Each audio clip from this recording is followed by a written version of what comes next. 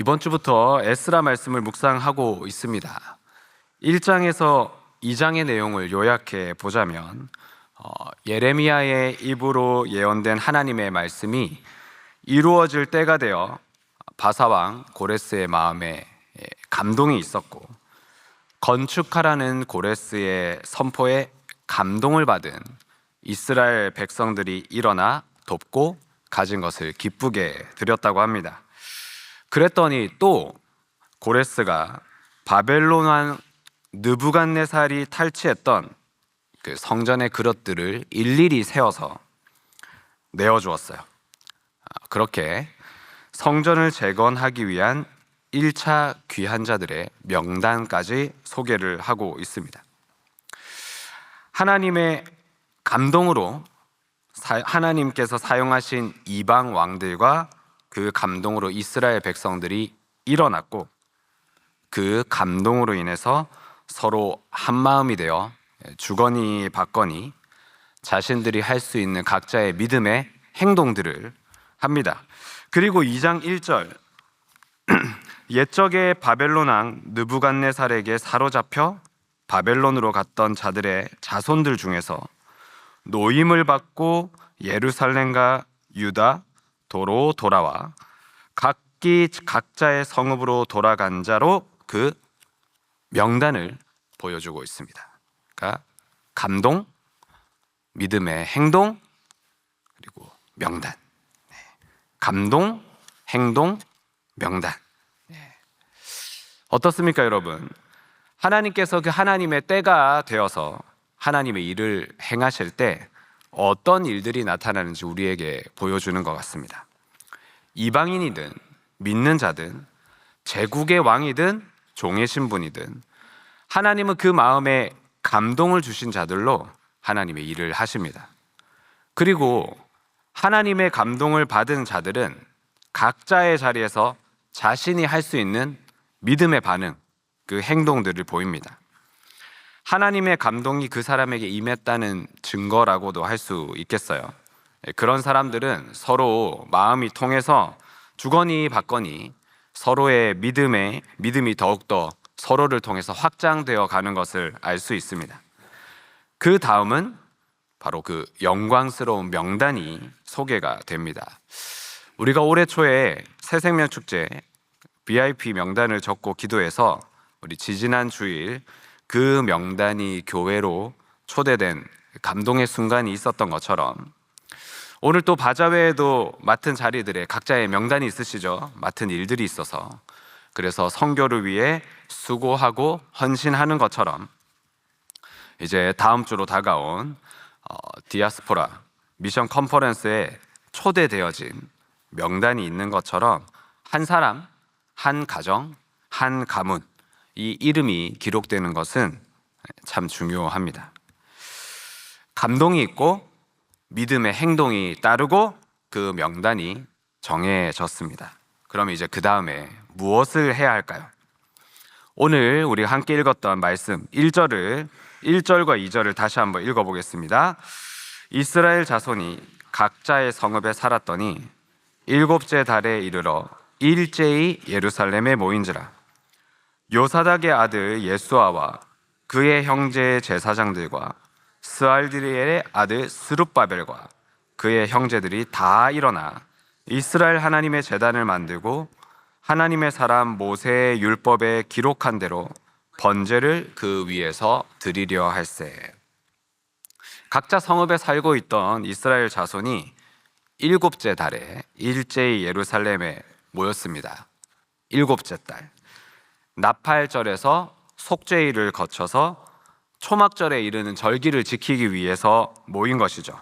바로 예배하기 위해 일어나 모인 겁니다. 결국 하나님이 주신 감동으로 믿음의 행동을 하는 사람들이 만나서 그 한 사람 한 사람의 명단이 모인 것은 절기의 예배로 이어지는 것을 알 수 있습니다. 그런데 오늘 어떻게 예배를 드려야 한다고 합니까? 모세의 율법에 기록한 대로 번제를 그 위에 드리려고 했습니다.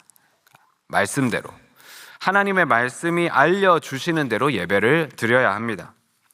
아무리 나에게 감동이 있고 마음이 착착 맞는 사람들을 만나고 그런 사람들이 함께 모여도 자기 소견에 옳은 대로 예배할 수는 없어요. 정확히 말씀에서 정해주신 절기에 제단을 만들고 율법에 기록한 대로 예배를 드려야 합니다. 이 제단을 만들기 위해서 일어난 사람의 첫 번째로 소개된 사람이 요사닥의 아들 예수아라고 했어요. 요사닥은 바벨론 왕 느부갓네살이 이스라엘 백성을 바벨론 포로로 잡아갈 때 끌려갔던 사람입니다. 그런데 이제는 그 아들이 예루살렘으로 돌아와서 형제들과 다 함께 일제히 일어나서 제단을 만들고 번제를 드리려고 합니다.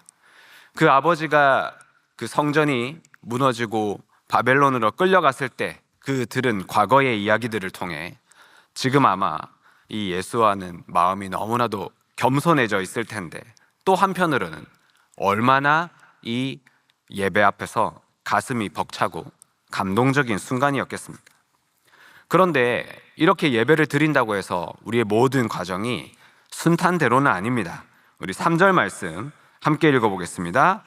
무리가 모든 나라 백성을 두려워하여 제단을 그 터에 세우고 그 위에서 아침 저녁으로 여호와께 번제를 드리며, 감동으로 믿음의 행동을 한 그 명단의 사람들이 일어나 모여 예배를 했지만 지금 그들의 마음이 어땠다고 합니까? 모든 나라 백성을 두려워했다고 합니다. 바사왕인 고레스가 후원해주고 은혜로, 정말 은혜로 예루살렘에 돌아와서 첫 예배를, 첫 절기를 지키려고 하는데 막상 그들을 보호해줄 어떤 군대도 없고 성벽과 같은 건물도 없고 스스로를 지킬 무기도 없습니다. 그러니까 지금 주변에 있는 어떤 나라든 쳐들어오면 당장에 죽을 판이에요. 이게 현실입니다. 우리도 그렇게 은혜를 받고 믿음의 사람들과 함께 으쌰으쌰 다 같이 일제히 일어나도 막상 세상에서의 내 자리로 돌아가면 아무도 나를 보호해주지 않는 것 같고 보장되는 건 하나도 없는 것 같고 그냥 다시 이렇게 쪼그라들어서 두려워질 때가 있지 않습니까?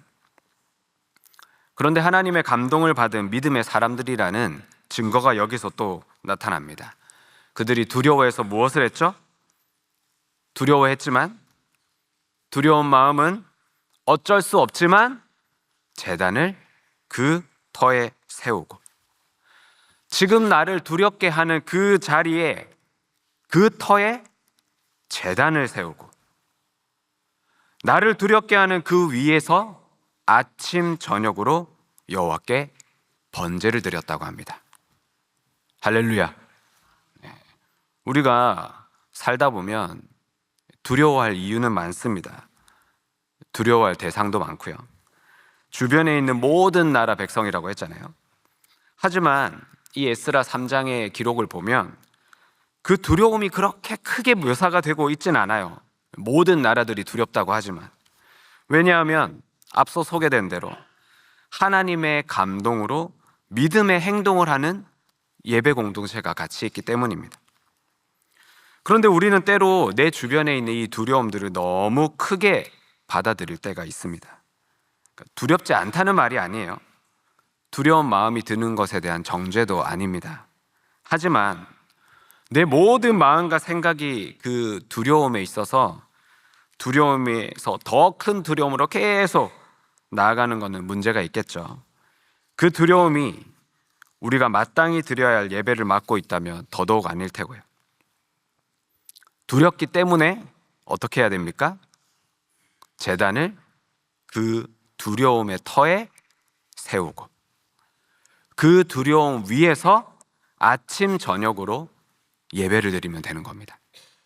직장 문제, 경제적인 문제, 자녀 문제, 관계에서 오는 문제, 건강의 문제, 신분 문제 등등등 우리를 두렵게 하는 그 두려움의 터에 예배를 세우고 그 두려움 위에서 아침에도 예배로, 저녁에도 예배로 그렇게 나아가는 것이 너와 내가 하나님의 감동으로 믿음의 행동을 하고 있는 우리가 그 명단에 있는 사람들이다 라는 증거가 된다는 것입니다. 4절 5절 말씀 함께 읽어볼까요? 기록된 규례대로 초막절을 지켜 번제를 매일 정수대로 날마다 드리고 그 후에는 항상 드리는 번제와 초하루와 여호와의 모든 거룩한 절기의 번제와 사람이 여호와께 기쁘게 드리는 예물을 드리되, 앞서 모세의 율법대로 그 율법에 기록한 대로 번제를 드렸다고 했잖아요. 근데 이제 다시 나오죠. 기록된 규례대로. 이렇게 우리는 말씀대로 예배를 드리는 게 너무 중요합니다. 초막절을 지켜서 날마다 드리는 이 예배로 절기를 다 지킨 후에 이 5절 마지막을 보니까 사람이 여호와께 기쁘게 드리는 예물을 드렸다고 합니다. 절기는 다 지켰는데 아쉬운 거예요. 더 예배하고 싶은 거죠. 더 드리고 싶은 마음에 이제 자발적으로 예물을 또 드렸습니다. 근데 드리는 그 사람에게는 마음에 기쁨이 있었다고 해요. 그러니까 우리는 말씀대로 예배를 드려야 합니다. 하나님의 말씀 위에 건강하게 세워진 교회 공동체의 질서를 따라서 예배를 드려야 합니다. 그래야 그 공동체에 부어주시는 하나님의 감동으로 또 다른 믿음의 행동들이 나오게 됩니다. 기쁨으로 드리는 또 다른 감사의 예물, 자원함으로 더 드리고 더 예배하고 싶어지는 축복을 받는 거죠. 말씀이 아닌 내 방식대로, 공동체의 질서가 아닌 내가 원하는 대로 예배를 자꾸 쌓아가면 이런 참된 기쁨을 경험하지 못합니다. 그건 이제 자기 만족에 가까워요. 그러면 이제 나중에 생색이 쌓이고 그 생색은 언젠가 내 예배 근원이 어디 있나 이렇게 드러나는 일들이 자꾸 생깁니다. 우리 마지막 6절 그리고 7절 말씀 우리 같이 읽어보겠습니다.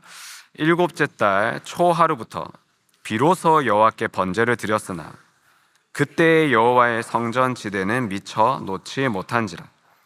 이에 석수와 목수에게 돈을 주고 또 시돈 사람과 두로 사람에게 먹을 것과 마실 것과 기름을 주고 바사 왕 고레스의 명령대로 백향목을 레바논에서 요빠 해변까지 운송하게 하였더라.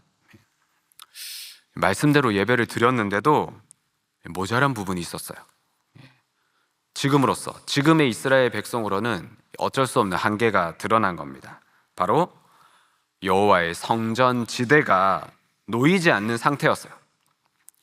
당연한 일이죠. 아직 성전 공사를 시작하지도 않았고 단지 그냥 예루살렘으로 돌아와서 각자 이렇게 지낼 곳에 있다가 절기가 되어서 함께 모여서 예배하고 그 기쁨을 누린 것뿐입니다. 이스라엘의 종교력으로 일곱째 달이 되면 나팔절에서 속죄일을 보내고 초막절을 지킨다고 앞서 말씀드렸잖아요. 그런데 사실 이 열흘째에 드리는 이 속죄일의 대속죄일은 지금 지킬 수가 없어요. 왜냐하면 대속죄일은 대제사장이 지성소 안으로 들어가서 하나님을 대면함으로 이루어지는 예배거든요. 그러니까 지금 이스라엘 백성들이 감동과 믿음의 행동으로 이 절기를 지킨다고 했는데 사실은 성전이 없어서 완전하게 절기를 지켰다고 할 수가 없는 상황입니다. 이럴 때 이제 앞뒤가 막힌 사람이면 이렇게 불평을 할 수 있겠죠. 이게 뭐야? 예배 실컷 드렸는데 절기를 제대로 지킨 것도 아니네. 네, 이럴 줄 알았다. 그러니까 예루살렘에 왔으면 성전부터 지어야지. 뭐 성전도 없는데 괜히 일어나라고 해가지고 절기 지킨다고 초막절을 시작했는데 우리 화장실 들어갔다가 중간에 나온 것도 아니고 뭐 이런 말은 안 했겠지만 아무튼 뭐 순서가 틀렸느니 뭐 이렇게 드리는 예배는 제대로 된 예배가 아니니 뭐 이렇고 저렇고 따지면서 기껏 기쁘게 드린 이 절기의 예배에 힘 빠지게 하는 사람도 있었을 거예요. 생각해 보겠습니다.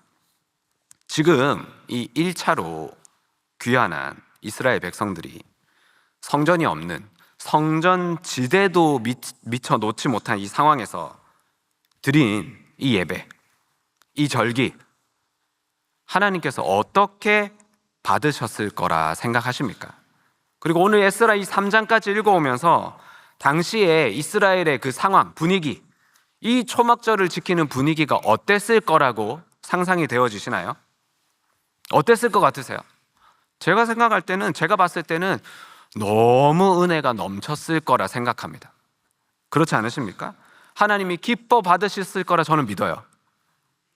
예배에 막 생동감이 넘치고 이 기쁨의 자원제가 막 저절로 나왔을 만큼 모든 두려움이 예배 가운데서 극복되어지고 모든 예배의 감격이 이 두려움을 이겼을 것입니다. 맞습니까? 그렇다면 이 말씀 그대로 우리가 함께 만들어가는 이 여러 절기들을 생각해 봐야 합니다. 오늘 선교 바자회로 지금 새벽부터 아주 뽁짝뽁짝하고 난리가 났어요. 그죠? 예, 지금 살짝 졸리시죠, 많이?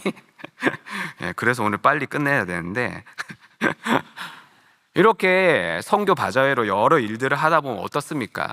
사람마다 각자가 생각하는 그 기대치와 이 생각들이 달라요.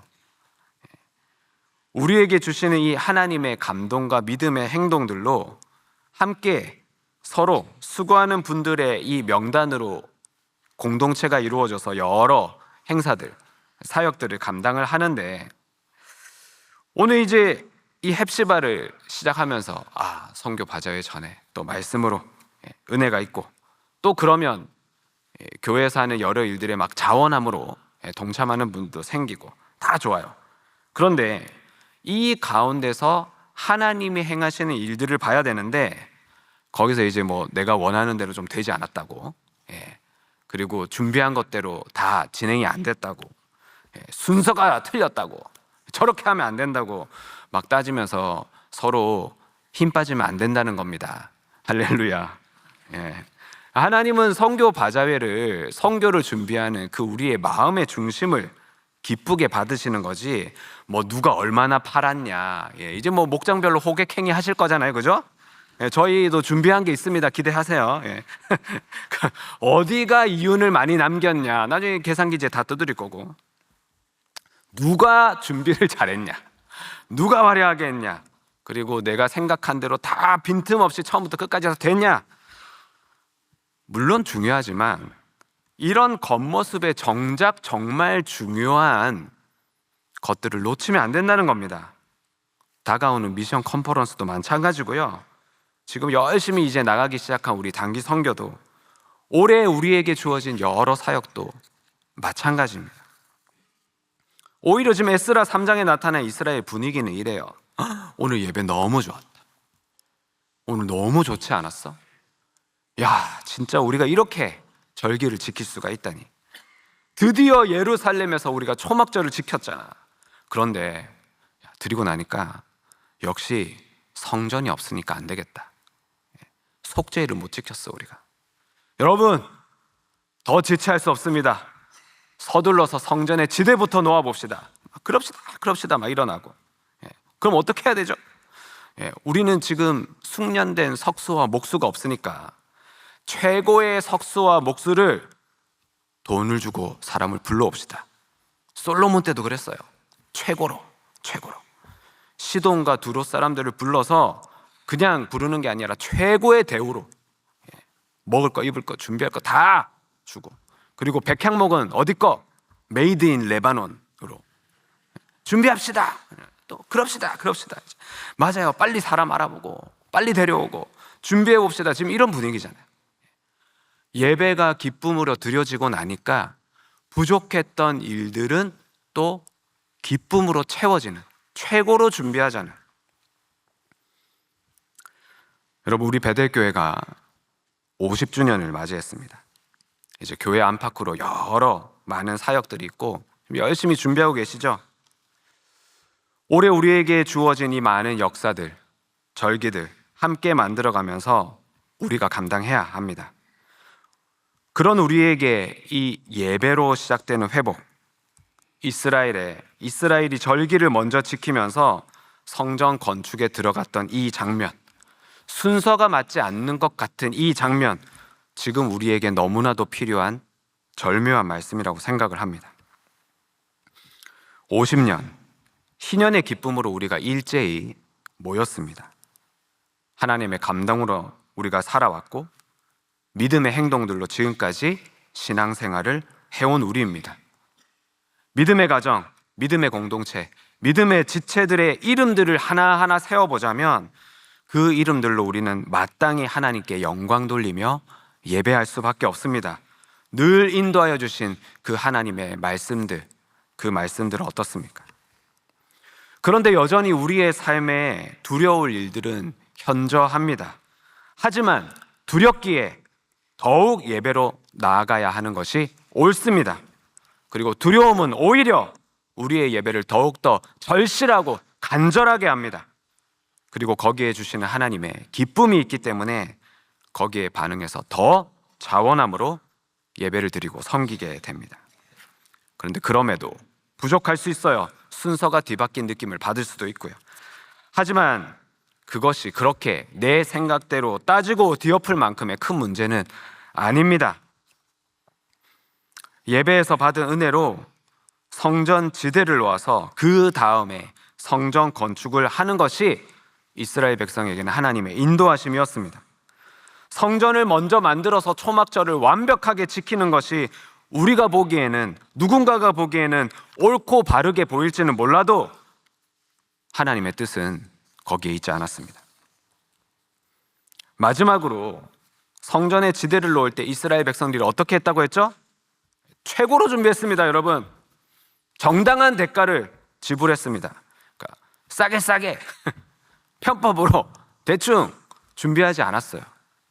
하나님께 드리는 것에 대충 하지 않았습니다. 최고의 석수와 목수를 최고의 대우로, 그리고 레바논의 백향목으로 성전의 기초 공사를 시작합니다. 할렐루야. 오늘 말씀을 마무리하려고 합니다. 오늘 이 말씀처럼 예배하는 우리 모든 베델의 성도님이 되시기를 우리 주님의 이름으로 축복합니다.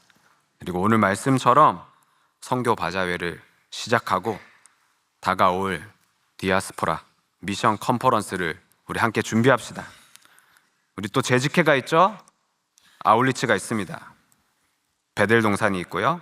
여전히 진행 중인 우리 훈련들, 모임들, 또 여름이 되면 오면 VBS 올해 모든 사역들 하나님의 말씀대로 은혜를 따라 감사와 기쁨으로 일제히 일어나서 자발적으로 최고의 것으로 드리는 가운데 우리의 삶의 모든 것을 예배로 회복하게 하실 하나님을 경험할 줄 믿습니다.